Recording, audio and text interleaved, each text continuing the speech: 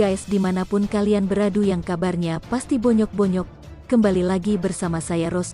Kali ini saya akan merangkum sebuah film yang berjudul Snake yang dirilis pada tahun 2018. Film ini menceritakan seorang ayah yang ingin menyelamatkan putrinya dari penyakit kanker yang dideritanya. Di sini sang ayah juga berperan sebagai pakar biologi dan guru SD.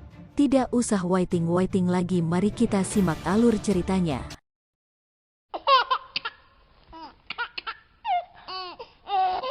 体长可以达到15.24米，体重超过。根据哥伦比亚瓜西拉半岛发现的化石，我敢保证啊，现场的小朋友们如果碰到这种蛇，近乎无敌的可怕猎手。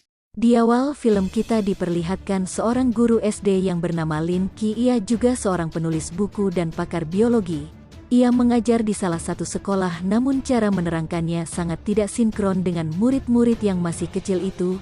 Di mana ia mengajar membawa seekor ular dan seekor tikus. Ia mengatakan kepada murid-murid bahwa ular itu jinak, namun pada saat dipraktekkan ular itu malah menggigit tikus itu yang membuat murid-murid di kelas menangis ketakutan. Akhirnya ia diusir dari sekolah itu.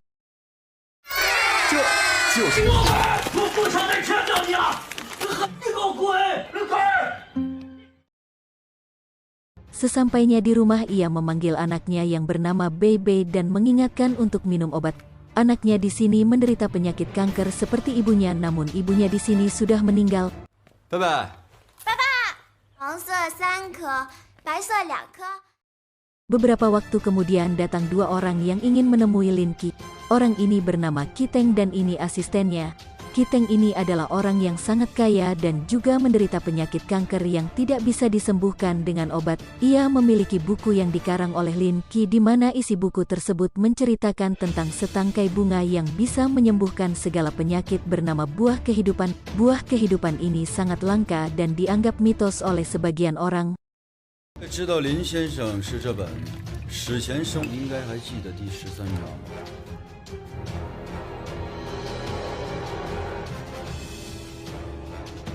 Maksud kedatangan Kiteng di sini ingin bekerja sama dengan Lin Qi untuk mencari buah kehidupan karena itu adalah harapan terakhir Kiteng untuk sembuh. Akhirnya Lin Qi setuju karena Kiteng telah menyiapkan imbalan mempersiapkan rumah sakit untuk menyembuhkan anaknya. 根据林先生你书中的推测，很可能存在这种果实。1769年首度发现。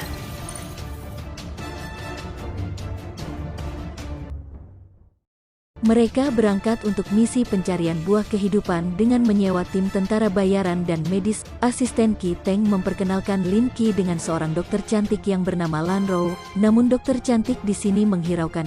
Jual mahal guys. Ini si gendut. Gendut ini seorang pakar geologi. Dengan tingkahnya yang lucu, ia memperkenalkan diri kepada Lin Qi.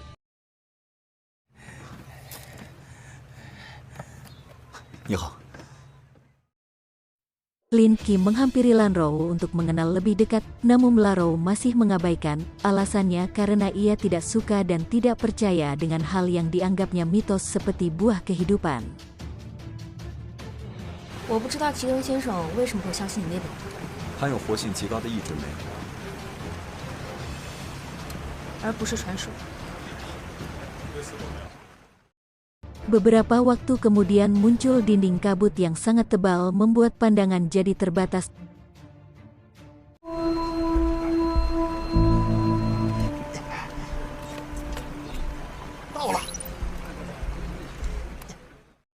Tangan salah satu tentara tidak sengaja terkena pisau yang akhirnya terluka dan mengeluarkan darah. Dari bau darah ini muncul ikan terbang yang sangat buas dan haus darah. Banyak anggota tim yang mati.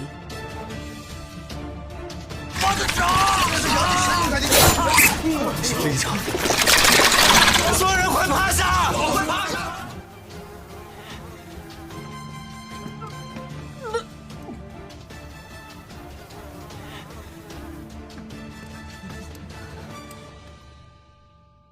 Dikarenakan kapal rusak parah yang membutuhkan 2 hari perbaikan, akhirnya mereka melanjutkan perjalanan melalui hutan.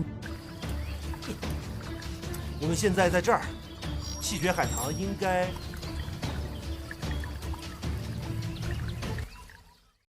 Scene berpindah. Di saat mekanik memperbaiki kapal, tiba-tiba mereka diserang seekor ular besar. Namun ular ini bukan ular besar yang sesungguhnya, monster ular yang sesungguhnya akan keluar nanti.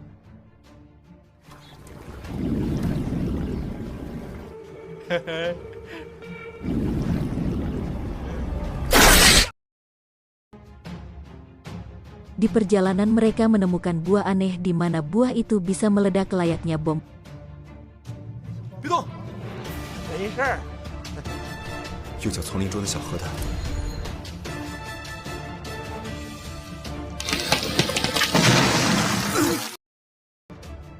Beberapa waktu kemudian, saat istirahat, dokter cantik ini dihampiri ular kecil yang membuatnya ketakutan. Akhirnya salah satu dari tentara membunuh ular kecil itu hingga menyebabkan kemarahan ular besar yang menyerang mekanik kapal. 兄弟们，来吧！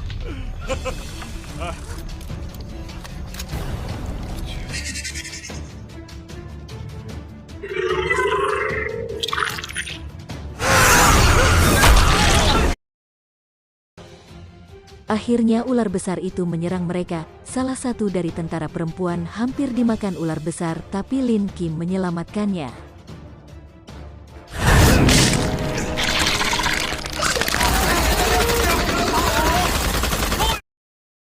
Di sini dokter cantik hampir dimakan juga oleh ular itu, namun lagi-lagi Lin Kim menyelamatkannya dan kapten tentara melempar bom ke dalam mulut ular yang menyebabkan ular itu mati.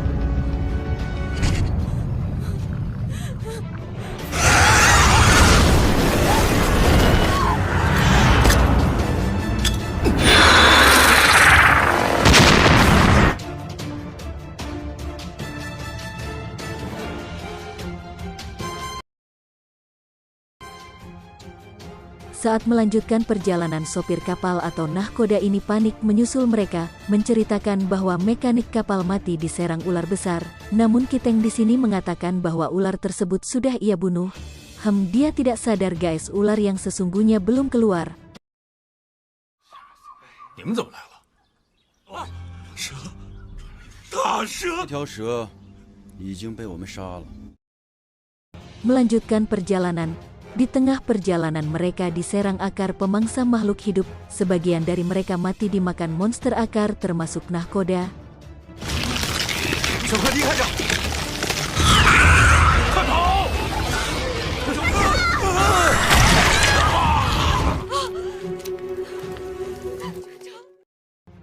Salah satu dari mereka tidak ingin melanjutkan perjalanan dan ingin pulang karena sudah banyak memakan korban. Namun Kiteng yang sangat terobsesi ingin mendapatkan buah kehidupan seketika menembak kepalanya. 不能再往前走了，我要回家。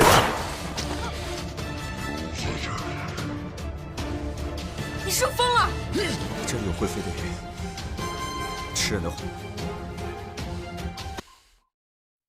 Mereka melewati jejak monster ular yang sesungguhnya, dan tidak percaya bahwa ada jejak ular dengan ukuran sebesar itu. Namun karena Lin Ki jenius, ia bisa menebak jalan tersebut jejak monster ular. Gendut melihat bangkai beruang yang mungkin mati akibat digigit monster ular.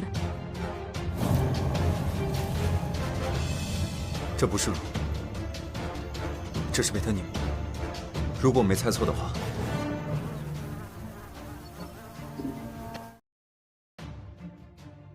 Demi menghindari bahaya, mereka melewati jalan pintas dan si gendut pakar geologi itu mendeteksi keberadaan buah kehidupan yang sudah dekat.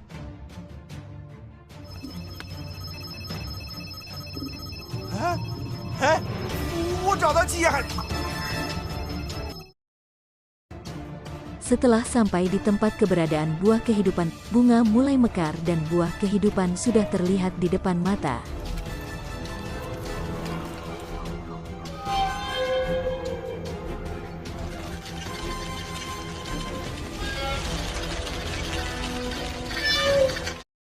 Kiteng menyuruh mereka untuk memetiknya, namun disinilah monster ular yang sesungguhnya keluar.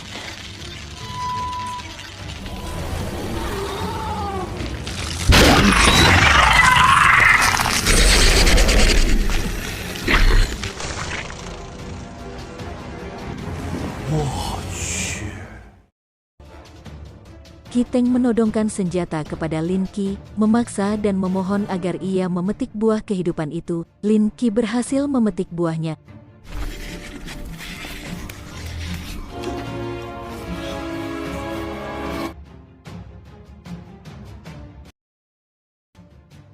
Di sini Kapten mengorbankan nyawanya dengan membuka pelatuk bom agar bisa meledak saat ular itu memakannya, namun bom yang meledak tidak mempan terhadap monster ular itu.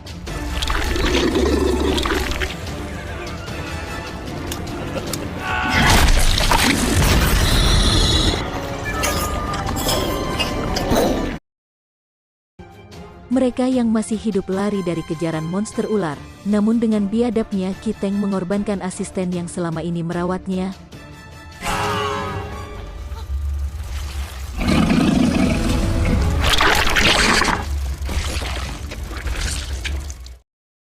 Demi menghambat pengejaran, lagi-lagi Qi Teng ingin mengorbankan dan menembak kaki salah satu dari mereka, yaitu Lan Rou yang seorang dokter cantik.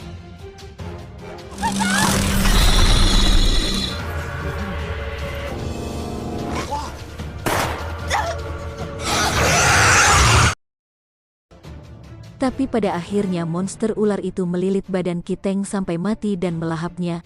Mampus kau Qi Teng.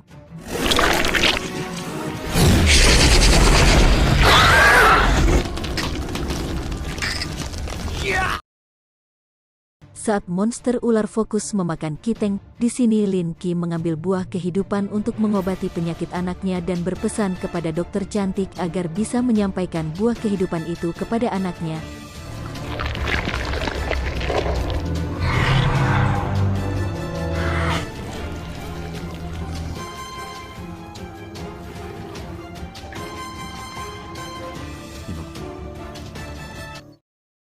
Karena Lin Qi di sini ingin menjadi umpan agar mereka bisa selamat dan mengantarkan buah kehidupan kepada anaknya.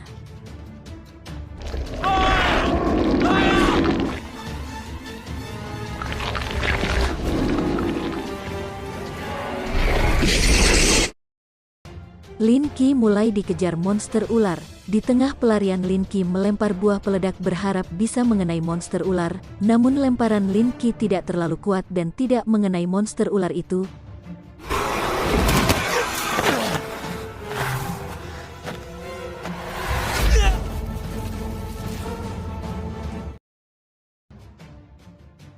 Saat monster ular ingin memakan Lin Qi, tiba-tiba datang tentara perempuan yang ia pernah tolong. Tentara perempuan ini ingin membalas budi terhadap Lin Qi, mengorbankan dirinya dan melempar buah peledak tepak di hadapan monster ular itu, yang mengakibatkan dirinya terbunuh bersama monster ular.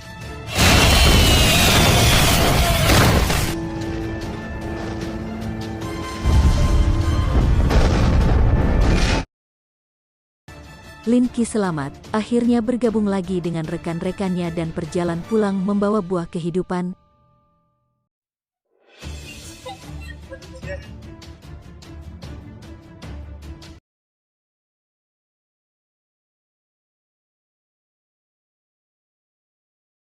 Dan film pun berakhir.